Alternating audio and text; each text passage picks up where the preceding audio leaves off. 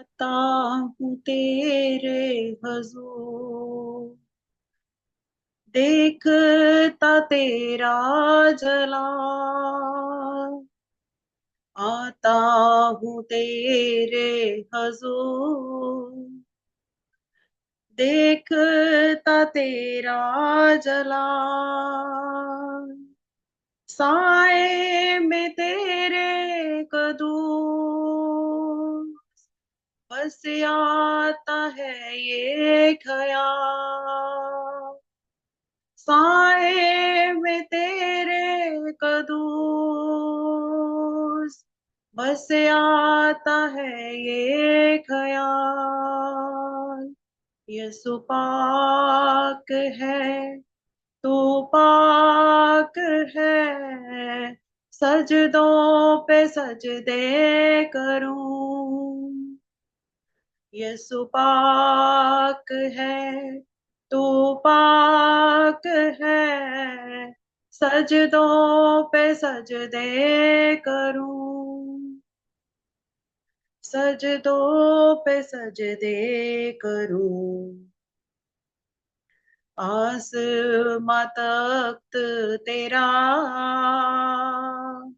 धरती है चौकी तेरी। आसमां तख्त तेरा, धरती है चौकी तेरी। बदला न बदले कभी, ऐसी है हस्ती तेरी। बदला न बदले कभी, ऐसी है हस्ती तेरी। ऐसी है हस्ती तेरी। यसु पाक है, तू पाक है, सजदों पे सजदे करूं। यसु पाक है, तू पाक है, सजदों पे सजदे करूं। हिकमत का मंबा है तू, प्यारे का दरिया है तू। हिकमत का मंबा है तू, प्यारे का दरिया है तू। रहमत का चश्मा भी तू, तूफान में साहिल है तू। रहमत का चश्मा भी तू, तूफान में साहिल है तू। यसु पाक है, तू पाक है, सजदों पे सजदे करूं। यसु पाक है, तू पाक है, सजदों पे सजदे करूं। बरहाब बेऐब तू, बब्बर यहूदा का तू। बरहाब बेऐब तू, बब्बर यहूदा का तू। अल्फा ओमेगा भी तू, मन का भरोसा भी तू। अल्फा ओमेगा भी तू, मन का भरोसा भी तू। यसु पाक है, तू पाक है, सजदों पे सजदे करूं। तेरी हजूरी में झुकता रहूं। तेरी हजूरी में झुकता रहूं। सजदों पे सजदे करूं। सजदों पे सजदे करूं, सजदों पे सजदे करूं। Hallelujah. Amen. Amen. Thank you very much for this beautiful song. परमेश्वर आप सभी को आशीष और बरकत दे। आइए अपने सिरों को झुकाएंगे और हम प्रार्थना में जाएंगे। हमारे स्वर्गीय खुदावन, हम आपके निहायती शुक्रगुजार हैं। सचमुच में खुदावन आप पवित्र हैं। आप ही हमारे यहूदा के बब्बर शेर हैं खुदावन। हम अपने आप को आपके अधीन करते हैं। जब आपके कलाम को सुनाने जा रहे हैं, सुनने जा रहे हैं खुदावन, आपकी आत्मा को निमंत्रण करते हैं या आपको बुलाते हैं प्रभु कि हमारे बीच में आए। हमारे भजन गाने, हमारी दुआएं और हमारा कलाम सुनाना खुदावन सब आपको भाए। कोई भी ऐसा शब्द ना हो जो खुदावन आपकी शान के खिलाफ हो। हमारे गुनाहों गलतियों को माफ करें, पवित्र कर दें हमें, और प्रभु आपका आत्मा हम में जुम्बिश करे। हम सबको खुदावन अपना पवित्र आत्मा दे, अपनी समझ दे, आत्मा की समझ, आत्मा का ज्ञान, आत्मा का वो डर जो परमेश्वर के प्रति है खुदावन हम सब में आए। जो यशाया उसके 11 उसके 2 में आपकी खुदावन पवित्र आत्मा के कार्य हैं खुदावन हमारे बीच में होने पाए। हमारी प्रार्थना है आज के सबक को भी आप आशीष दें, ब्लेस करें। यीशु के नाम से मांगते हैं, आमीन। आमेन। आमीन। आमेन।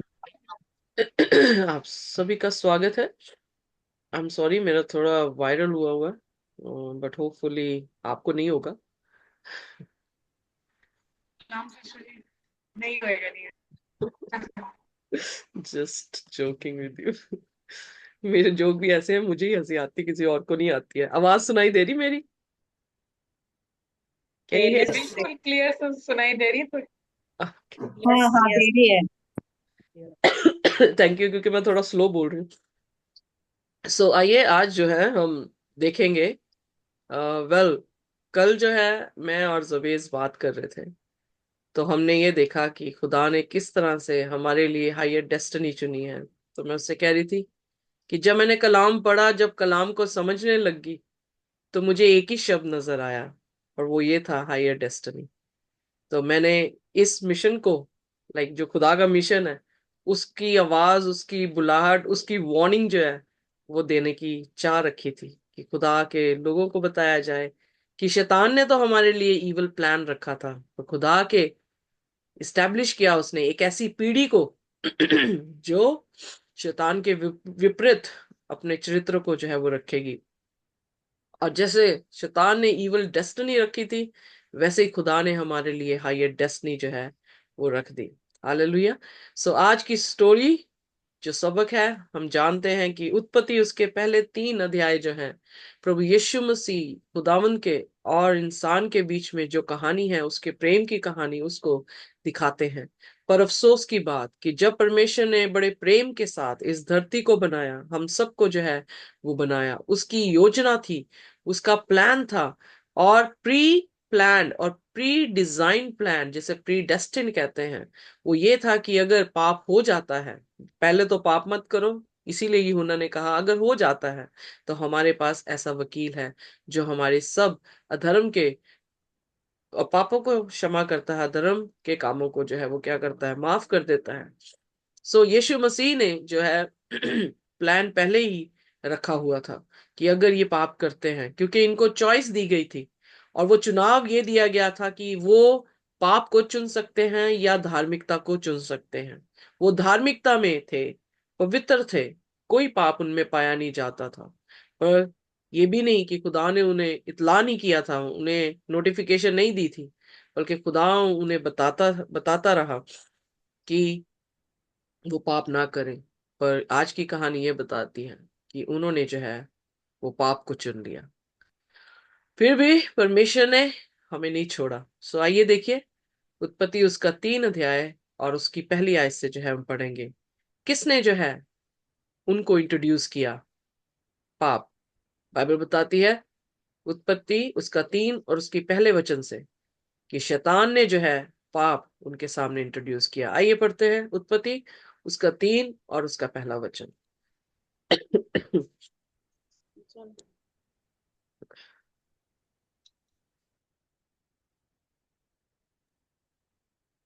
यहोवा परमेश्वर ने जितने बनेले पशु बनाए थे उन सब में सर्प धूर्त था।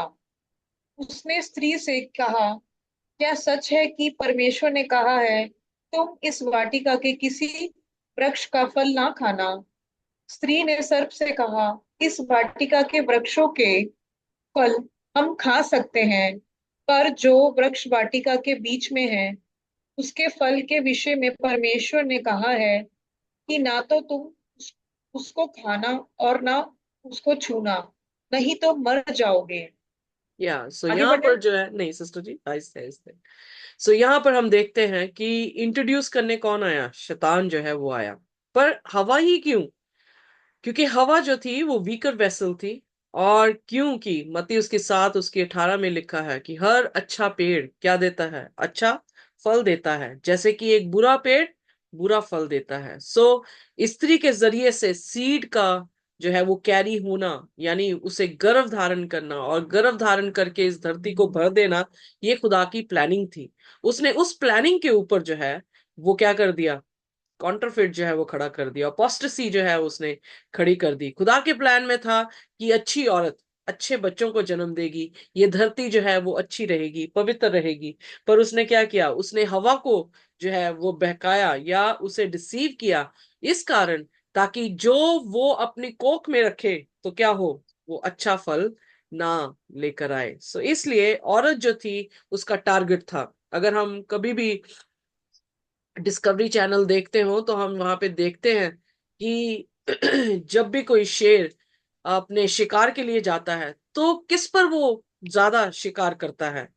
वो हमेशा देखा गया है, सर्वे भी किया गया है कि हमेशा जो कमजोर है उसको, जो जवान है उसको, या जो फोल्ट से अलग है उसको। सो एग्जैक्टली यहाँ पर शैतान का शिकार भी कौन थी? औरत थी, क्योंकि औरत अपने पति से अलग थी, औरत जो कि वीक वेसल थी, औरत जो कि यहाँ पर कमजोर दिखाई दे रही है। और ये नहीं कि उसकी बराबरी नहीं है आदम के साथ, बट ये है कि इसीलिए प्रभु ने कहा एक से भला दो, क्योंकि दो जन, एक गिरेगा तो दूसरा क्या कर देगा? उठा देगा। पर यहाँ पर जब ये कंट्रोवर्सी आई है तो यहाँ पर सिर्फ एक ही व्यक्ति है, और वहां एकदम से जो है उसको एक्ट करने को जो है वो कर रहा, मतलब टेम्प्ट कर रहा है। इसीलिए भजन संहिता 51 उसकी 5 में लिखा है, देखो माँ ने मुझे गर्भ में ही क्या किया है? पापी पैदा किया है। क्यों? क्योंकि हवा ने पाप किया, और उसके बाद जो कोई भी पैदा हुआ वो सब किस में पैदा हुए? पाप में जो है वो पैदा हुए। So now he got the attention of the eve. कैसे उसने जो है अटेंशन ईव की ली? पहली बात, जो हवा थी वहां पर अकेली थी, और ये सर्प जो था वो यहां पर उसे दिखाई दिया, जो उसे क्या कर रहा था? पूछ रहा था। यानी यहां पर अजीब सी बात हुई कि सर्प जो था वो बोल रहा था। अगर हम उत्पत्ति उसका 3 और उसकी 14 आयत को देखें, आइए मैं से निकाल दे। उत्पत्ति उसका 3 और उसकी 14 आयत, वहां पर जिक्र आता है कि अगर मैं ये कहूं कि यहाँ पहली आयत में लिखा गया है कि जो सर्प है वो सब जानवरों से जो था क्लेवर था, तो क्या वो बोल सकता था? मुझे नहीं मालूम, बाइबल बिल्कुल साइलेंट है। पर यहाँ पर यह जरूर बताया गया है कि जब शैतान ने सर्प को पोजेस किया तो अटेंशन कैसे सीख कर रहा है? वो बुलवा के जो है उसकी अटेंशन को सीख कर रहा है। जो भी अननेचुरल चीजें आप देखते हैं, this is for to seek the attention of the people. कई चीजें अगर आप देखें, मिरेकल्स देख रहे हैं, आप कुछ भी ऐसी अनहोनी चीजों को देख रहे हैं, आप ये देख रहे हैं कि लोग जो है हाथ देखकर आपके भविष्य को बता रहे हैं, आप ये देख रहे हैं कि अननेचुरल चीजें हैं जो खुदा के कलाम से बिल्कुल बाहर हैं, अगर आप उन्हें देख रहे हैं तो यकीन जानिए ये शैतान का ट्रैप है कि वो हमें अट्रैक्ट करता है। सो पहली चीज हम यहां से ये सीखते हैं कि उसने जो है औरत को अपनी अनयूजुअल अननेचुरल चीज के साथ जो है वो अट्रैक्ट किया। आइए देखिए उत्पत्ति उसकी 3 उसकी 14 आयत। तब यहोवा परमेश्वर ने सर्प से कहा, तूने जो ये किया है इसलिए तू सब घरेलू पशुओं और सब बनेले पशु से अधिक शापित है। तू पेट के बल चला करेगा और जीवन भर मिट्टी चाटता रहेगा। सो इसका मतलब ये श्राप उसे पाप के बाद मिला है कि वो रेंगेगा अपने पेट के बल और मिट्टी को जो है वो चाटेगा। पर जब हम उत्पत्ति में देखते हैं तो वो ऐसा नहीं होगा।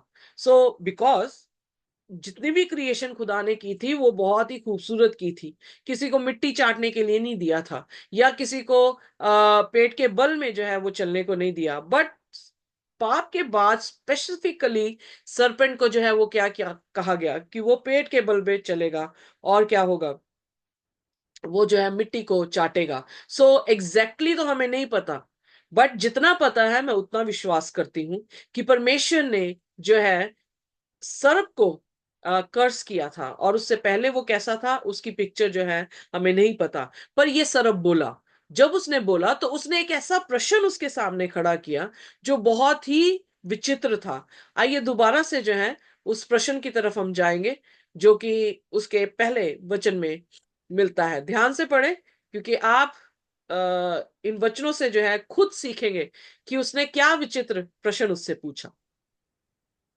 यहोवा परमेश्वर ने जितने बनेले पशु बनाए थे उन सब में सर्प धूर्त था। उसने स्त्री से कहा, क्या सच है कि परमेश्वर ने कहा, तुम इस वाटिका के किसी वस्तु का फल ना खाना? सो यहां पर कौन सी विचित्र बात वो पूछ रहा है? परमेश्वर ने कहा था कि सिर्फ स्पेसिफिक इस पेड़ का फल मत खाना, वो कह रहा है कि क्या सब फल नहीं खा सकते। या सो ऐसा लग रहा है जैसे कि ये बागे अदन का फैमिली मेंबर है और इसके पास क्या है, नॉलेज नहीं है। Are you with me? Hmm. या ऐसा प्रिटेंड कर रहा है कि जैसे वो अभी तक खुदा की बातों से अनजान है, उसे समझ नहीं आया। तो क्या हुआ, हवा ने जो है, ये क्राफ्टी क्वेश्चन था क्योंकि उसने एक ऐसा प्रश्न पूछा जिससे उसे जवाब ओपन आंसर देना पड़ेगा, यानी it was a open question. क्या ऐसा है? तो वो कंपेल हो गई ये बताने के लिए कि ओहो, इसको अभी तक खुदा के बारे में पता नहीं लगा। कैसे उसने ये सोच लिया कि सर्प को नहीं पता कि खुदा ने क्या जो है वो योजना दी है। अगर मैं ये कहूं कि सिर्फ ह्यूमन किंगडम के लिए जो है ये आदेश था, तो यहां पर हवा को क्यों एक्सप्लेनेशन देनी थी? किसको? एनिमल किंगडम को या रेप्टाइल किंगडम को? उसने ऐसी अटेंशन उसकी जो है वो कैप्चर की कि वो ये सोच ही नहीं पाई, दूसरा थॉट ही नहीं उसके दिमाग में आया कि इसको तो बताने की जरूरत ही नहीं है। बट उसने क्या किया, उसने जो है वो आंसर देना शुरू कर दिया।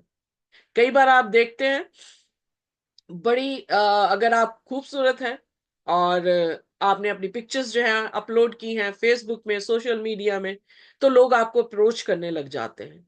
वो आपको कैसे अप्रोच करते हैं? कई बार प्रश्न करके जो है वो अप्रोच करते हैं, और ऐसा प्रश्न पूछेंगे जिससे आपको आंसर देना पड़े, और आप आंसर देना जो है वो शुरू करते हैं। जब हम आंसर देना शुरू करते हैं तो क्या होता है, वो चांस ऐसा उन लोगों के लिए, स्ट्रेंजर्स के लिए बन जाता है जिससे वो आपकी अटेंशन तो ग्रैब कर चुके हैं, पर अब आपको भी जो है वो क्या कर लेते हैं, ग्रैब कर लेते हैं। और ऐसे शब्द बोलेंगे जो ऐसा लगेगा कि इसके जैसा इंसान तो पूरी दुनिया में जो है वो नहीं मिल सकता। ये शैतान की क्या है, ट्रिक्स हैं, जिससे वो क्या करता है, आपको फंसाता है। कई बार आप जो है वो गॉस्पेल प्रीच कर रहे होंगे, आपको प्रश्न ऐसे पूछेगा ताकि आप कंपेल हो जाते हैं कि आपको वो आंसर देना है, पर जरूरी नहीं है कि हमें आंसर देना है। ओके, यहां पर वो कंपेल हुई और उसने आंसर दिया। यही उसकी गलती थी कि उसने उससे जो है वो क्या की, बात करनी शुरू की। क्या परमेश्वर प्रभु यीशु मसीह ने शैतान के साथ कोई कन्वर्सेशन की थी? उसकी नहीं। कन्वर्सेशन में कोई क्लेरिफिकेशन देने की कोई बात देखी है हमने? नहीं। या यीशु मसीह ने पूछा तू कौन है, तेरा नाम क्या है, तू कहां से आया है? नहीं। हम्म। या कोई एक्सप्लेनेशन कब से था, कैसे तू मार रहा है इसको, क्या क्या किया तूने इसके साथ? देयर वाज नो हाँ। Conversation. We don't need any conversation with Satan. हमें जरूरत नहीं है कि हम किसी भी तरह से कन्वर्सेशन जो है वो शैतान के साथ करें। यहां पर पहली गलती ये हुई कि जब वो पवित्र थे, कहाँ था दिमाग मुझे नहीं पता, बट उसने जैसे ही कैप्चर किया, उसने एक क्वेश्चन के साथ जो है उसे कैप्चर कर दिया। शैतान बहुत बार जो है वो, अगर डीमन पोजेस कोई भी पेशेंट, मैं कह रही हूँ डीमन पोजेस कोई भी आदमी है और आपके पास आ जाए और आपके पाप बताने लग जाए, तो आप क्या करेंगे? आप उसके साथ क्या करने लग जाएंगे? आर्ग्यू करने लग जाएंगे। क्यों? अपनी क्लेरिफिकेशन देने के लिए। But why? हमें क्या जरूरत है बताने के लिए? सो यहां पर वो ऐसे प्रश्न पूछ रहा है जिससे वो कंपेल हो रही है कि उसे आंसर दिया जाए, तो उसने जो है उसे आंसर दे दिया। अब जैसे ही उसे आंसर दिया, देखे क्या देती है उसका आंसर। उत्पत्ति इसका 3 के 2 में पढ़ो। हाँ जी, 3 की 3। 3 की 3, अच्छा। जी। पर जो वृक्ष वाटिका के बीच में है, उसके फल के विषय में परमेश्वर ने कहा है कि ना तो तुम उसको खाना और ना उसको छूना, नहीं तो मर जाओगे। सो 2 में वो क्या कह रही है कि हम सारे फल खा सकते हैं। तीसरे वचन में क्या बता रही है कि जो मध्य में लगा है, सो ये क्या बताता है कि शी हैड अ इंफॉर्मेशन, उसके पास इंफॉर्मेशन थी, उन पे उसके पास खुदा का वचन था। वो जानती थी कि जो मध्य में लगा हुआ है उसे मैंने छू भी लिया तो मैं क्या हो जाऊंगी? मर जाऊंगी। बहुत सारे कंफ्यूजन में रहते हैं लोग, वो सोचते हैं कि वो कह रही है अपनी तरफ से उसने वचन जो है वो ऐड कर दिया, सो छू भी लेगी तो वो मर जाएगी। वेल, उसने इसको ऐसा एक्सप्रेशन दिया है जिससे वो कंफर्मेशन दे रही है कि मैं खाने की तो बात दूर की, अगर मैं छू भी लूंगी तो क्या हो जाऊंगी? मैं मर जाऊंगी। सो वो उस डिसीजन या उस हुक्म को जो है वो जानती थी खुदा के, और उसे कॉन्सिक्वेंसेस भी पता था कि इस हुक्म को तोड़ने पर क्या होगा, मैं मर जाऊंगी। पर शैतान ने फिर जो है, अब प्रश्न उठता है, क्या ये इंफॉर्मेशन खुदा ने उसको दे रखी थी? उत्पत्ति उसका 2 और उसके 9वें वचन में आइए देखिए परमेश्वर का वचन क्या कहता है। उत्पत्ति उसका 2 और उसका 9वां वचन।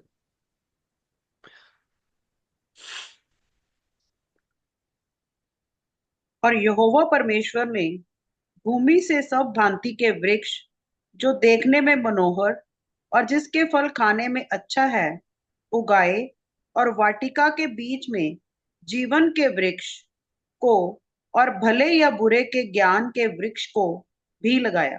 सो यहां पर परमेश्वर ने प्लेजेंट टू द आई, यानी देखने में हर एक फल क्या था? सुंदर था।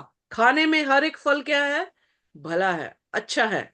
और फिर मध्य में जो वृक्ष लगाया है उसको ना खाने के लिए क्यों कहा गया? क्योंकि उस वृक्ष से क्या होगी? Knowledge of good and knowledge of evil. यानी एक ऐसी कंट्रोवर्सी शुरू हो जाएगी, एक ऐसा वॉर शुरू हो जाएगा जो अच्छाई और बुराई के बीच में हो जाएगा। अच्छा कौन है? परमेश्वर अच्छा है। बुरा कौन है? शैतान। शैतान जो है वो बुरा है। सो ये किसका ज्ञान देगा? फल। ये ज्ञान जो है वो शैतान का। शैतान का। शैतान का। Exactly. ये ज्ञान जो है वो पाप का जो है वो देगा। ये ज्ञान जो है नाफरमानी का, हुक्मों की नाफरमानी का जो है वो दे देगा। सो इसलिए परमेश्वर ने सिर्फ एक फल को कहा था कि इसे मत खाना, क्योंकि परमेश्वर ने सब कुछ अच्छा बना रखा था। पर शैतान ने क्या बनाई योजना कि वो सब कुछ खराब करेगा और इस औरत से यही फल खाने को कहेगा ताकि मैं इसके राज्य में, मनुष्य के राज्य में जो हूं क्या कर दूं? प्रवेश कर लूं। यही जब उसने कहा कि मैं इस फल को नहीं खा सकती, मैं इस फल को छूंगी तो मर जाऊंगी, तो उसने एक शब्द बोला जो एक तरह से उसने नेल कर दिया। अटेंशन लेता लेता उसको एक डिसीजन में जो है वो ले आया, और उसने उससे कहा, उत्पत्ति उसका 3 और उसके 4 वचन में पढ़ दे मेरे साथ।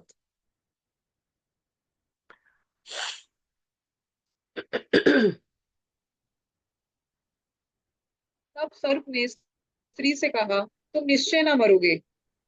सो यहां पर जो स्टेटमेंट उसने दी है वो बिल्कुल खुदा के क्या कर दी है? विपरीत में दे दी। अब खुदा कह रहा है कि तुम इसको खाओगे तो तुम क्या हो जाओगे, मर जाओगे। पर सर्प कह रहा है कि तुम बिल्कुल भी मरोगे नहीं। हवा की गलती क्या थी? किस पर विश्वास करना चाहिए था? उस पे जिसने उसे बनाया है, या उस पे जो उसका विरोधी था? परमेश्वर पे।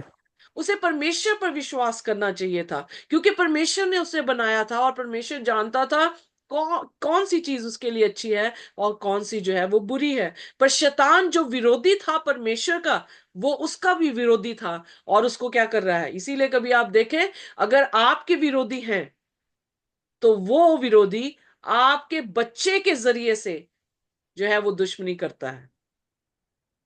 आपके बच्चे के साथ ऐसा बिहेव करता है जैसे वो उनका दोस्त है। पर हर बच्चा ये समझे कि जो उनके माँ बाप के विरोधी हैं वो आपके दोस्त नहीं हो सकते।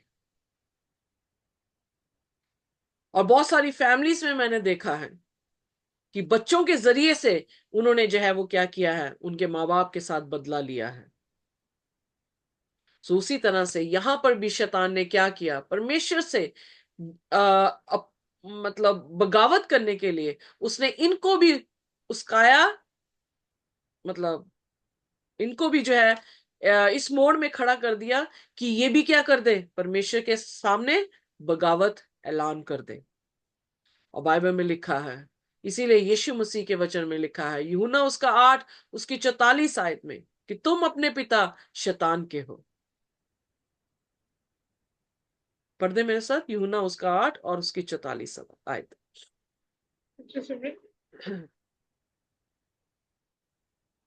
कोई भी जन जिसको मिल जाता प्लीज पढ़ दे। जी।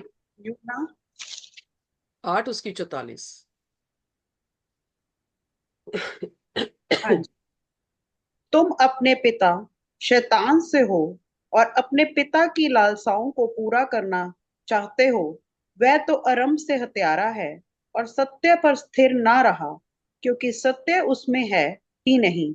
जब वह झूठ बोलता तो अपने स्वभाव ही से बोलता है, क्योंकि वह झूठा है, वरन झूठ का पिता है। सो यहाँ पर परमेश्वर प्रभु यीशु मसीह जब इस धरती पर आए तो उन्होंने जो है वो शैतान की परिभाषा दी। यहाँ पर क्या परिभाषा दे रहा है कि वो झूठा है।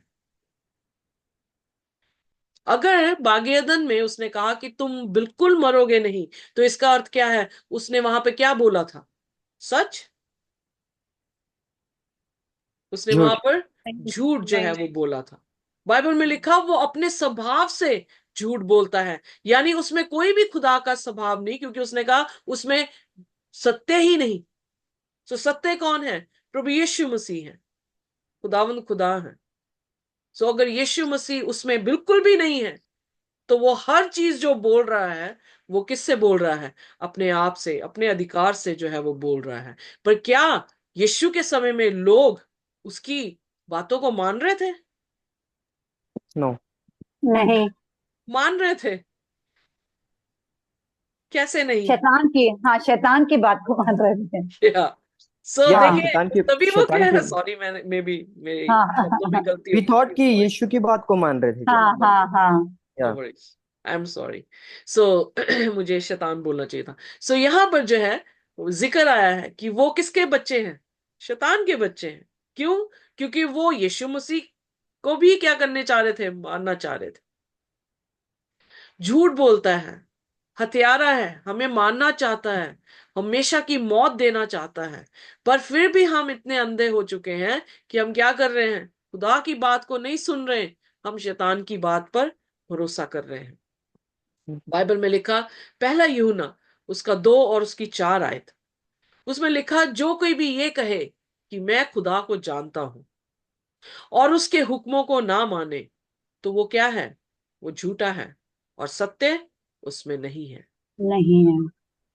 सो इसका मतलब खुदा को जानना क्या है, खुदा के हुक्मों को मानना। खुदा को जानना क्या है, हमेशा का जीवन है। और अगर हम खुदा को जानना इज इक्वल टू हमेशा का जीवन, is equal to keeping the commandments, कैसे आप इसको स्प्लिट कर सकते हैं, कैसे आप इसको सेपरेट कर सकते हैं?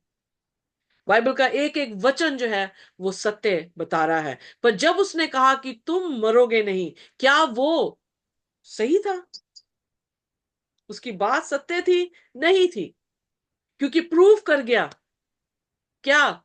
जब आदम कितने साल का हुआ? 930 साल का हुआ, तो वो क्या हुआ? मर गया। सो उसकी मौत ने क्या किया? प्रूव कर दिया कि जो खुदा कह रहा था वो सत्य था, पर जो शैतान कह रहा था वो झूठ था। पर फिर शैतान ने सोचा, ना ना ना ना ना, ऐसे कैसे? एक और झूठ बोला कि हम मौत के बाद मरते नहीं हैं, there is a life after death. Whereas खुदा का वचन क्या बोलता है? इक्लेसियास्टिस 9 उसकी 5 आयत, सबोपदेशक उसका 9वां वचन, 9वां अध्याय उसका 5वां वचन। छठवां भी पढ़ दे। सबोपदेशक उसका 9 अध्याय और उसका 5।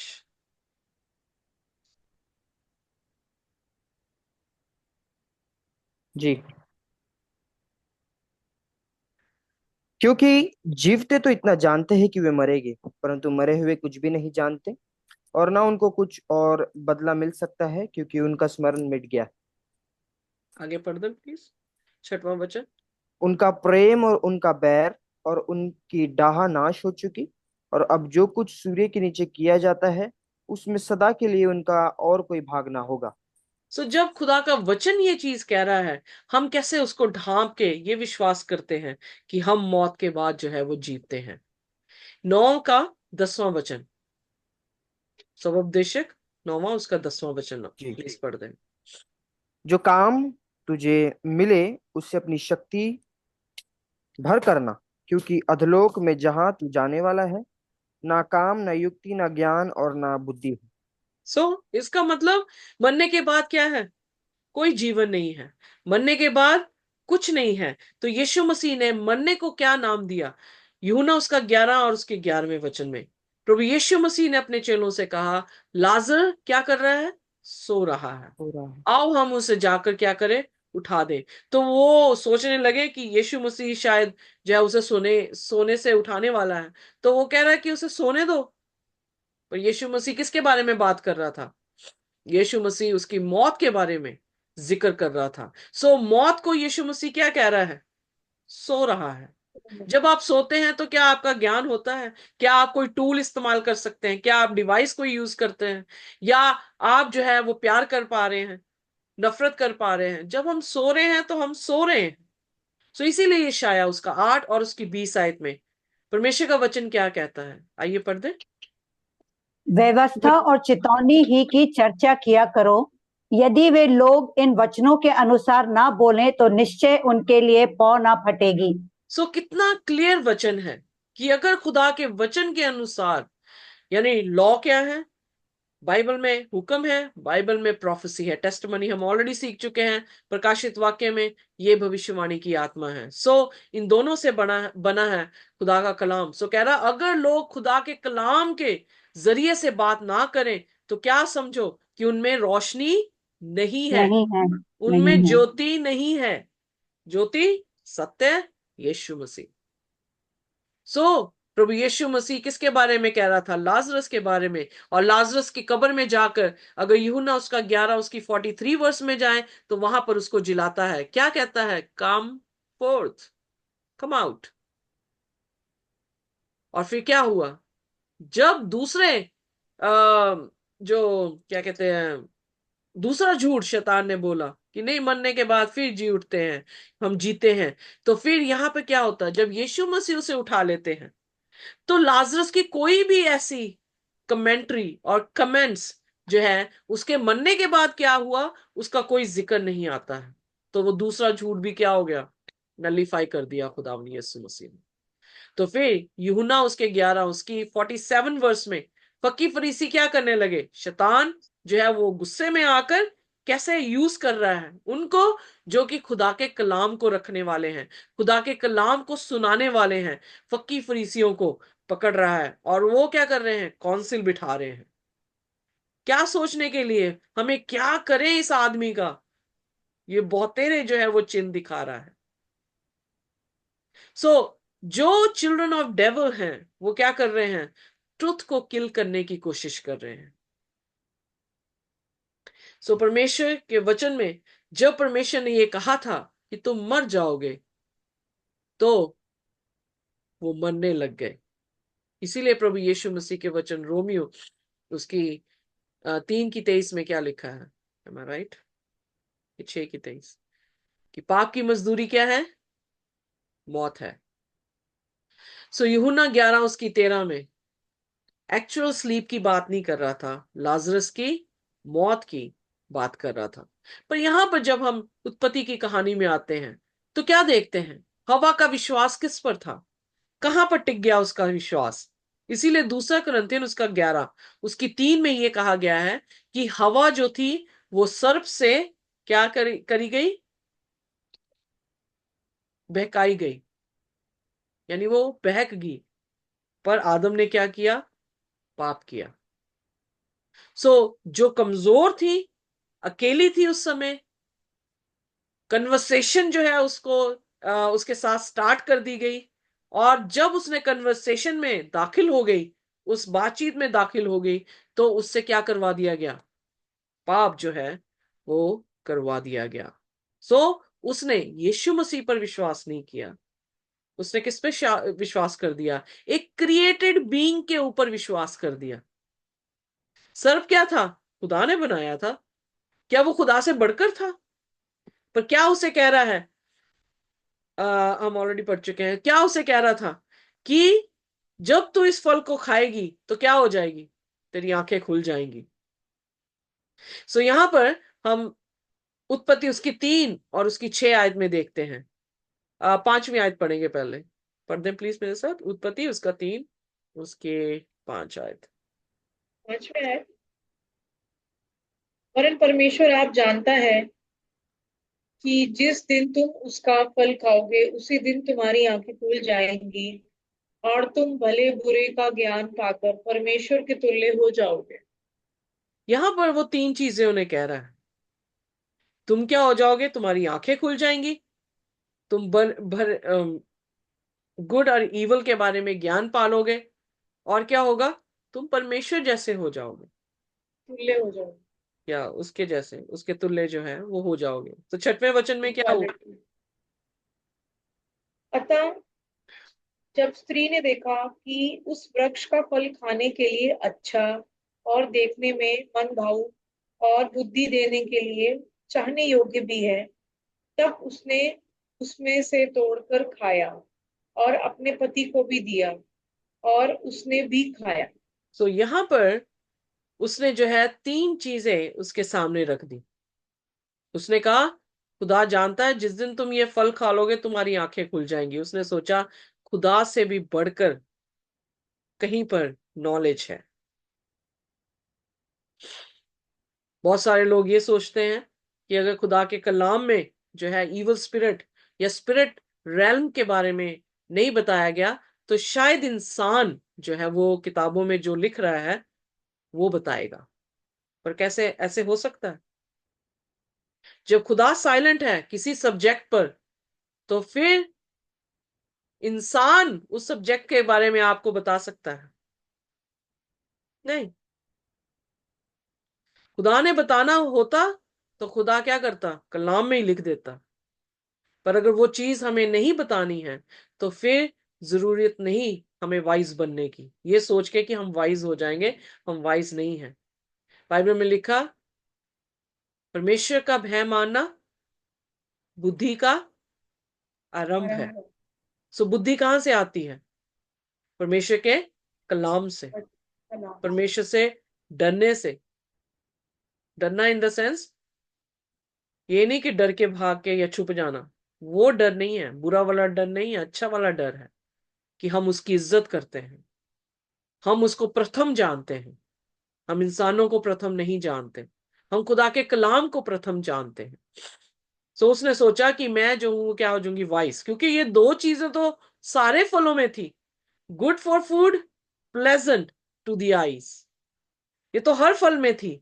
पर तीसरी चीज जो उसको अट्रैक्ट कर गई वो ये था कि मैं नॉलेजेबल बन जाऊंगी। खुदा ने कुछ चीज मेरे लिए मेरे से छुपा के रखी। खुदा ने कोई चीज उससे छुपाई नहीं थी, सब कुछ उसे जो था वो दे दिया हुआ था। उनकी आंखें खुल जाएंगी, क्या वो देख नहीं पा रहे थे? वो एंजल्स को देख रहे थे, वो खुदा को देख रहे थे। तो फिर कौन सी आंखें थी जो बंद थी? कोई आंखें बंद नहीं थी। ये झूठ था कि उनकी आंखें खुल जाएंगी। इनफैक्ट उनकी आंखें नहीं खुली। अलीशा की कहानी में हम देखते हैं कि उसके दास के लिए उसे प्रार्थना करनी पड़ी कि खुदा इसकी आंखें खोल दे। दो तरह की आंखें खुलनी है, एक पाप में खुलनी, एक खुदावंद में खुलनी। और जब उसके दास की, दूसरा राजा उसकी 6 उसकी 17 में हम देखते हैं, जब उसकी दास की आंखें खुली तो उसने क्या देखा कि जितने भी फौजें हमारे विरुद्ध खड़ी हैं उससे बढ़कर क्या है, फायरी चैरियट जो हैं वो हमें घेर के रखे हैं। सो कौन सी आंख थी जो उसकी खुलनी थी? झूठ बोला था और भरमाया था और उसने झूठ पर विश्वास कर लिया। आइए मेरे साथ निकालिए भजन संहिता उसकी 19 और उसका 8वां वचन।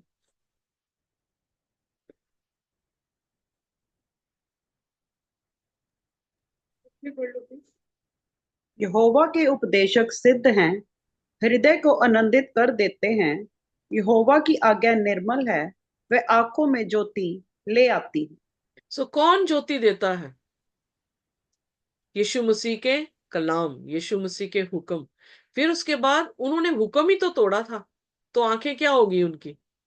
अंधी होगी। अगर वो हुक्म रखते तो उनकी आंखें क्या होनी थी?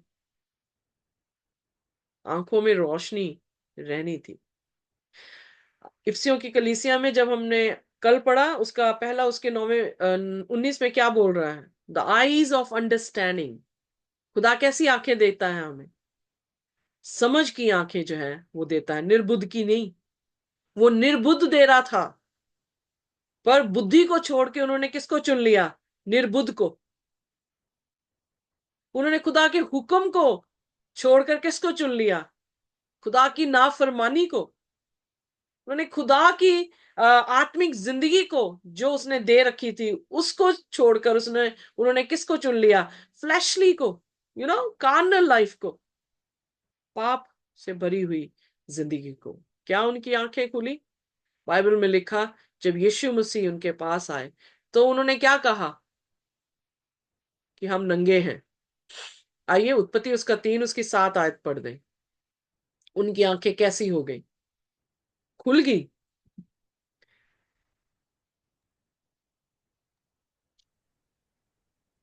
तब उन दोनों की आंखें खुल गईं और उनको मालूम हुआ कि वे नंगे हैं।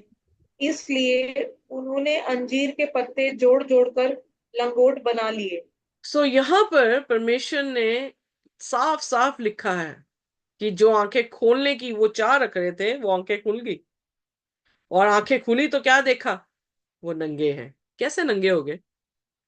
भजन संहिता उसका 8 और उसका 5वां वचन निकाले मेरे साथ। भजन संहिता उसका 8 और उसका 5वां वचन। जिससे भी निकलता है जल्दी जल्दी से निकालें।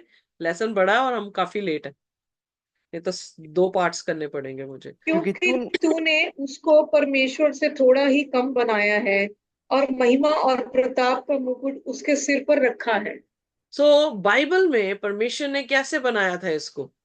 एंजल से कम बनाया था, पर कैसे कवर कर रखा था? ग्लोरी एंड ऑनर के साथ, आदर और महिमा के साथ उसे जो है वो ढांपा था, उसने क्राउन कर रखा था। तो जब उन्होंने पाप किया तो क्या हुआ? खुदा की ग्लोरी वैनिश हो गई और आंखें कौन सी खुली?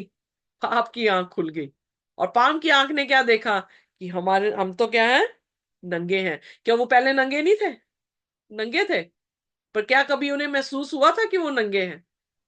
नहीं। क्यों? क्योंकि परमेश्वर की महिमा उनको घेरे थी। जैसे हम जब अब स्वर्गीय बादशाह में जाएंगे तो हम क्या हो जा रहे हैं? हम बदल जा रहे हैं। हम क्या पहन रहे हैं? परमेश्वर की महिमा को फिर दोबारा से पहन लेंगे। हमारे कपड़े कैसे होंगे? फिर सफेद जो हैं वो होंगे, यानी ब्राइट शाइनिंग। वो लाइट, वाइट लाइट को दिखा रहा है।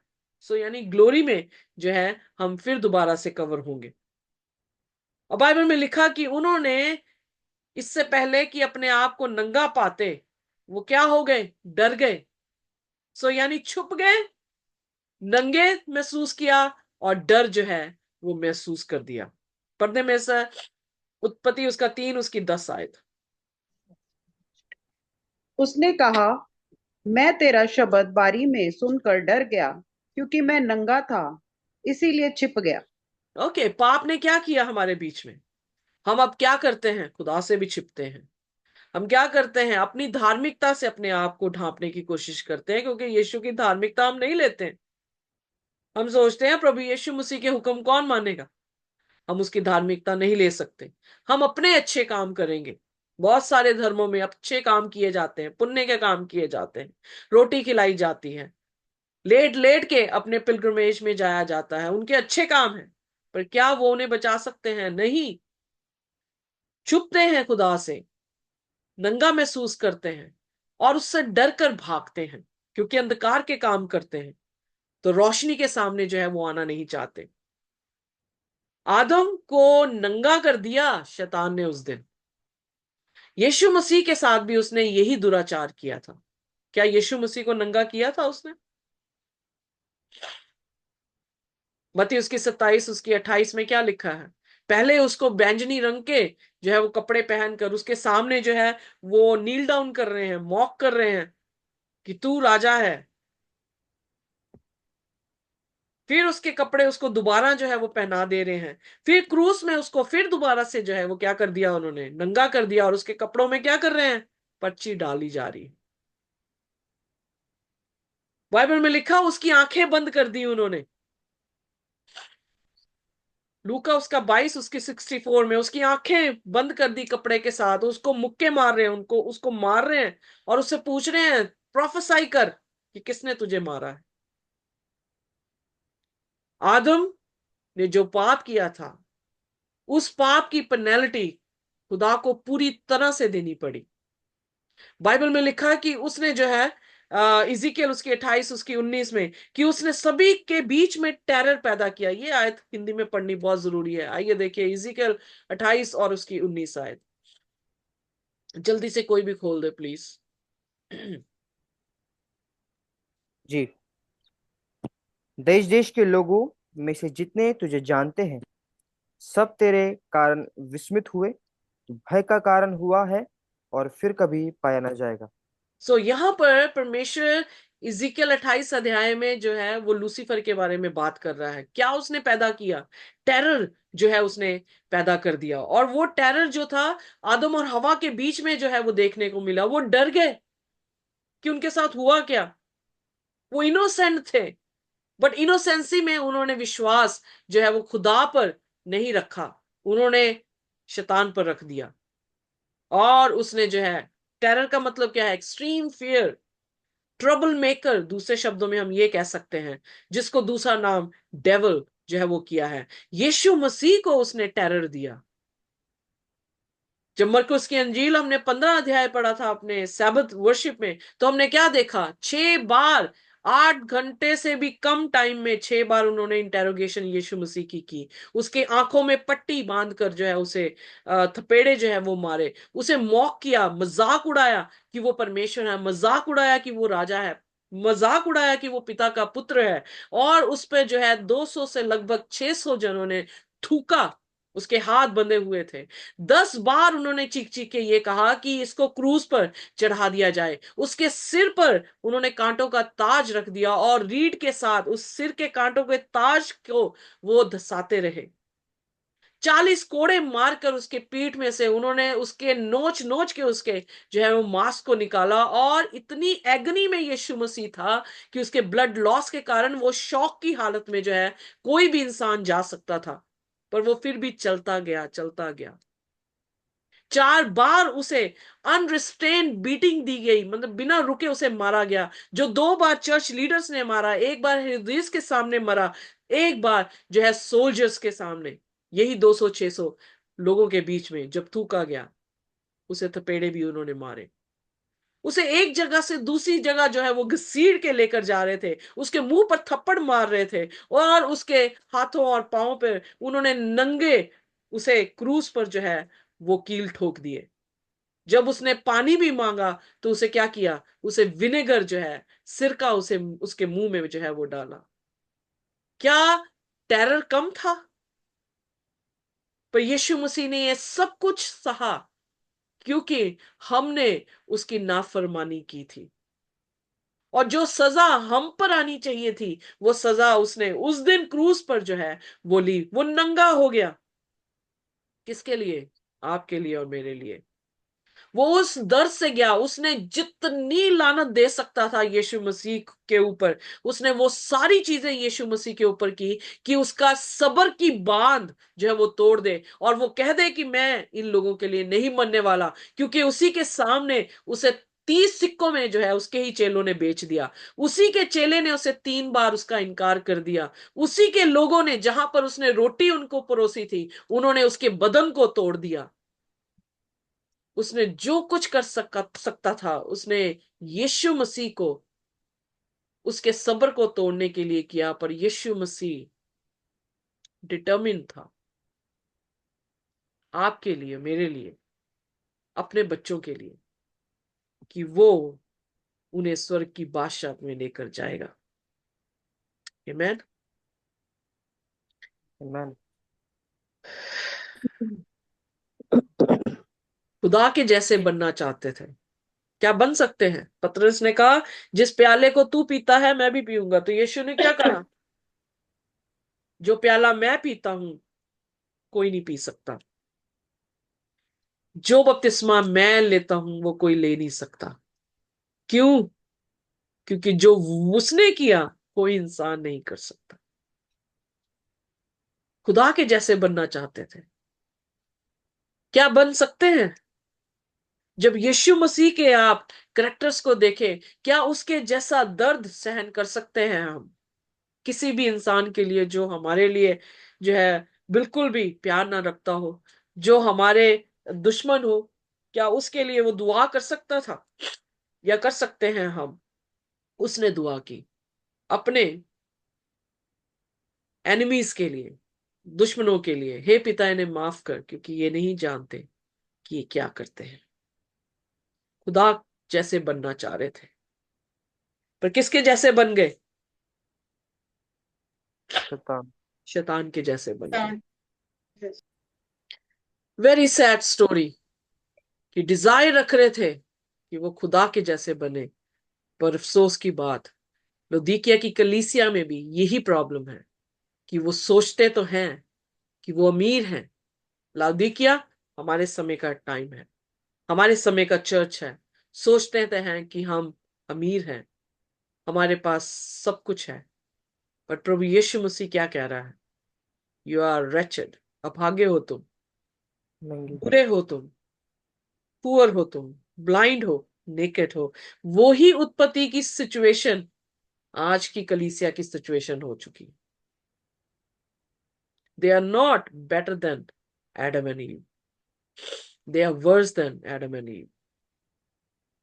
क्योंकि वो रेचेड भी हैं, मिजरेबल भी हैं, पुअर भी हो गए। सो पाप किस भी सदी में किया क्यों ना गया हो, पाप की मजदूरी मौत है। पाप की मजदूरी है कि हम नंगे हो जाते हैं। पाप की मजदूरी ये है कि हम परमेश्वर से ही डर जाते हैं। पाप की मजदूरी ये है कि हम अपने आप को अपने अच्छे कामों से संवारना शुरू कर देते हैं, कलीसिया के सामने अपने आप को दिखाना शुरू करते हैं कि हम जैसा पवित्र इंसान कोई नहीं है। बट जब खुदा स्कैन करता है तो वो देखता है कि हम में ऐसी कोई भी खूबी नहीं है, एक भी धर्मी नहीं है। सो फिर जब ये हमें पता लगता है कि एक भी धर्मी नहीं है, तो फिर क्या करें? हमें खुदा के पास आ जाना चाहिए। पर खुदा के पास हम नहीं आते। यीशु मसीह उनके पास आया, आदम और हवा के पास, और उसने उनसे पूछा, हे आदम तू कहां है? और इसीलिए यीशु मसीह लौदीकिया की कलीसिया में भी क्या कर रहा है? वो प्रकाशित वाक्य 3 उसकी 20 में, वो तुम्हारे दिल के द्वार पर क्या कर रहा है? खटखटा रहा है। He is calling you. ना उसका नेचर बदला है, ना हमारा नेचर बदला है, और ना ही शैतान के काम जो है वो बदले हैं। पर हमें यीशु मसीह को भीतर लेकर आना है, ताकि हमारी नेचर कैसे हो जाए, जैसे शैतान को आदम और हवा ने भीतर लेकर आकर शैतान जैसे हो गए, वैसे ही हमें यीशु मसीह को अपनी जिंदगी में लेकर आना पड़ेगा, ताकि हम उसके जैसे हो जाएं और स्वर्ग की बादशाह के वारिस हो सके। It's not a joke. Christianity कोई जोक मजाक नहीं है। Christianity is a love story. वो स्टोरी है जो बहुत सारे लोग चर्च में बैठ के सुनते हुए भी उनकी नजरें खिड़की से बाहर अलग अलग चीजों पे लगी हैं। बहुत सारे लोग इस कहानी को सुनते टाइम भी अपनी किताबों में, अपने फोनों में लगे हैं, पर उनका दिल यीशु के पास नहीं पहुंच रहा। सो आइए अपनी स्थिति को परमेश्वर के सामने कबूल करें कि परमेश्वर, हम ऐसे ही हैं, हम बुरे हैं, पर तू बहुत अच्छा है। हम तेरे जैसे नहीं बन सकते, पर हमें तू बना सकता है। फिर दोबारा से उसी जगह में हमें लेकर आ सकता है जहां से हम गिरे हैं। And God is so merciful. परमेश्वर इतना दयालु है, वो दया से भरा है कि वो अपनी रिचेस हमें दे रहा है।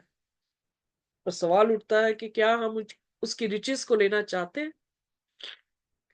आइए अपने सिरों को झुकाएं और हम प्रार्थना करेंगे। कोई भी जन जो है इस समय प्रार्थना कर सकता है। खुदा की हजूरी में हर एक काम को छोड़कर, अगर आपने वचन सुना है तो उसकी हजूरी में बैठ जाए। अगर आपको ये वचन समझ आया है आत्मा के जरिए, तो उसकी हजूरी में बैठ जाए और उससे मांगे कि परमेश्वर, मैं निकम्मा, अभागा, गरीब, नंगा, अंधा हूं, मुझे तू बचा। आइए प्रार्थना करें, कोई भी कर सकता है। आइए हम प्रार्थना करें। Hallelujah, hallelujah. धन्यवाद, धन्यवाद।